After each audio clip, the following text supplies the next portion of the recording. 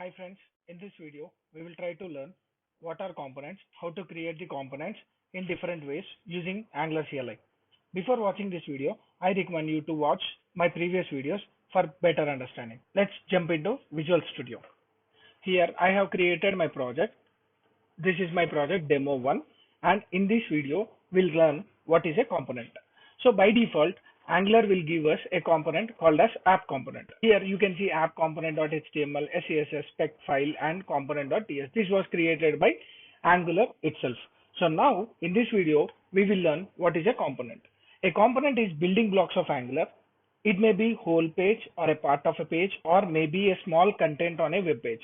That is why Angular is called as a component based web application. So Angular is completely based on the components which we create, and the interlink between that component will make a Angular project. So here we have a default app component. Let's try to create our own components. Now, how to create a own component by using Angular CLI. Here there is a command called as ng generate component and component name. So let me give something like login and hit enter. Here ng is configured in my system globally, and how to install Angular globally, how to set up your Angular project, you can see in this playlist. Here if you see, it is showing what it does for our project. So if you see here, it created a login component.css, HTML, spec.ts and component.ts. If you see, a folder is created with the login name, that is the component name, and here we have HTML, CSS, spec.ts as well as ts, component.ts. These are the default files which will be created for our Angular application. So what is a component.ts file? A component.ts is a class which will be decorated with the @component decorator. And in this decorator, we have selector, template URL, style URL. So let us understand these three properties. Selector. Selector is a unique name given for our component and which can be used as a HTML element. We'll talk about selectors in the next videos in more detail. Coming to template URL. So template URL is a HTML URL which the component is pointing to. Every component need to have at least one HTML file, at least one CSS file, CSS classes, whatever we are using for our particular component, that CSS can be written in our CSS file. If you don't want, you can ignore that style URLs, and template URL is mandatory because every component should be configured with one of the HTML file. So these are the three metadata which need to be passed for our component decorator. And if you want to create your own component decorator without Angular CLI, you have to create a class, and above that class we need to pass our component and the metadata whichever is required for our component class. If you see here, this is completely a single component, and we have created our styles template URL. In how many ways we can create a component by using different options. And if you see here, it also updated your app.module.ts. If you go to app.module.ts, it has injected login component into declarations array. So if you remember, in the previous video, we have discussed completely about what is the importance of declarations, ng module, imports, providers, and bootstrap. So I recommend you to watch my previous video before seeing this video. And here I have injected login component. So we are registering our application that login component belongs to this particular application and it has to be registered in our ng module. So this will be done automatically by command itself. But if you want to make it manually, you have to import in a respective module. So this is one way of creating a component. Let me go with one more way of creating a component. So let me create login hyphen inline style. Instead of using an external file, you can use inline styles. There is an option called as inline style, hyphen inline hyphen style. So by using this option, you can create a component without a CSS file. Let me hit enter. Yeah, if you see here, it has created your HTML file, spec file, TS file, but it didn't created your styles because it is skipping the style file and it will create an inline style. If you go to your folder, open login inline style.component.ts. If you see here, it has created a styles array, whereas it is not showing the style URL. So if you want to use any styles directly in your component without using the external file, then you can use inline styles. So it will be pointing to your inline styles. To create a component with an inline HTML, you can use a command ng generate component and component name. Let me give login hyphen inline hyphen HTML space. There is an option called as inline template. Hit enter. If you see here, it has created a component with files SCSS, spec.ts and component.ts, and it also updated your app module. Go to your login inline HTML, and here if you see there is no URL. Instead, it is creating a inline template for us. And if you see the property, it is pointing to template. It's not template URL. So how many meta properties we have saw inside our component decorator is: one is selector, template, styles, style URLs, template URLs. These are the 5 properties till now we have observed by using different options. And now you may have a question: can I create a component with inline styles as well as inline HTML? True, you can do that.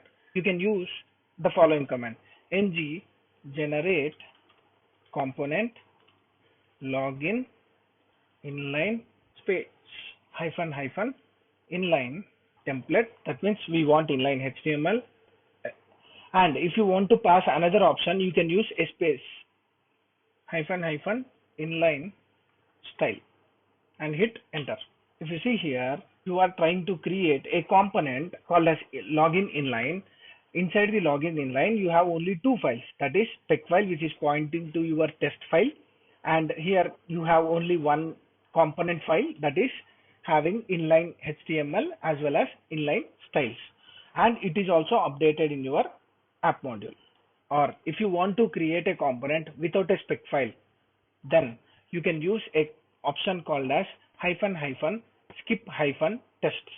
I want to generate a component ng generate g ngg. This is a shortest way of creating a component. C indicates component, and I can pass a name like skip hyphen login hyphen test space hyphen hyphen skip hyphen tests and hit enter. This command will create your SCSS file, HTML file and TS file, but it has been skipped your test file. Go to your login tests. Here there is no spec file at all. So if you want to skip the test file, you can use an option hyphen hyphen skip hyphen tests. This is option which was introduced in Angular 12. Before Angular 12, we used to have something like this, tests. In the future release, we will be using only skip hyphen tests. So this is how we can create our components with different options. Okay, now we are using a prefix. The default prefix of any Angular project is app if you are not using a prefix. So how can I change a prefix for a particular component? Let me create a component ng generate component prefix change. So if you want to change the prefix of your component, use an option called as hyphen hyphen prefix equal to pass some string value. So let me say Sai, enter. So I'm creating a component with a prefix Sai. It has created a component prefix change, and inside this, if you go to TS file, you can see here instead of app, I'm able to create a component selector value with Sai. So this will be creating only for a particular component. If you want to change that prefix throughout your application, that means whenever I want to create a component, it has to create with some prefix. In that case, you have to use Angular JSON. In Angular JSON, you can search for a property called as prefix, and if you change here something like Sai Kumar and save this, Now, whenever you are creating a component, it will by default take the prefix as Sai Kumar. Ng generate component prefix global. So no need to specify any prefix option. Let me hit enter. If you see now, it has created a prefix global component. Go to your prefix global component.ts. You can see Sai Kumar. From now, whenever you are creating a component itself, by default, it will take Sai Kumar as a prefix because it has been configured in your angular.json file. So that is how you can change the prefix either for a particular component or for your whole Angular project. One note point to be remembered, whenever you change a prefix, it will not change your components which has been created already. This prefix will be applicable only for the new components which you are creating after the change of prefix. If you go to app module, you can see all the components which I have created has been injected into app module, and these are the components which we have created with different commands or Angular CLI commands. And let's try to understand all the commands once again. If you see here, the first command ng generate component name. So this will create a component with 4 files: HTML, SCSS or CSS, spec.ts and component.ts. These are the 4 files by default will be created by using either of any command. And if you want to skip your test file, you can use ng generate component name -- skip tests. If you want to see a dry run, we can use -- dry run. So it will show you where the component is creating and what are the files it is changing, but it will not create in a real time. Ng generate component name -- inline styles. Whenever you want to give a inline styles for your component, then you can use an option called as inline style. Whenever you want to give inline template, you can use ng generate component name and inline template. These all -d, -s, -t, -p are the shortcuts for your Angular CLI commands.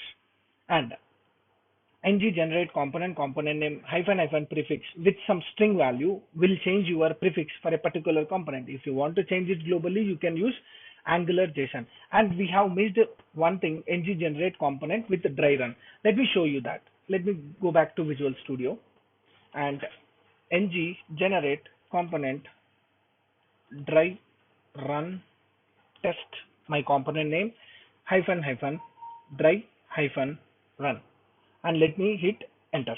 Now this will show you a preview, but it will not create originally SCSS. It will create a file called as SCSS. It will create a HTML file. It will create a spec file. It will create a TS file. But if you see the note, the dry run flag means no changes were made. That means it is showing a preview what this command will be doing for your application. You can also use ng generate component. Let me give a component name dry - run - test space -d. That means -d, a shortcut way of using dry run. Hit enter. Yeah, it runs the same. Whenever you want to verify or preview what are the changes happening due to that particular command, you can use dry run. So this is one of the best way when you want to know about your application changes whenever you are using some commands. That's it for this video. In the next video, we'll try to learn what exactly a component is used for and how to inject one component into other component. Hope you guys like this video. If you like my video, like, share, subscribe to my channel for more updates. Signing off. Thank you.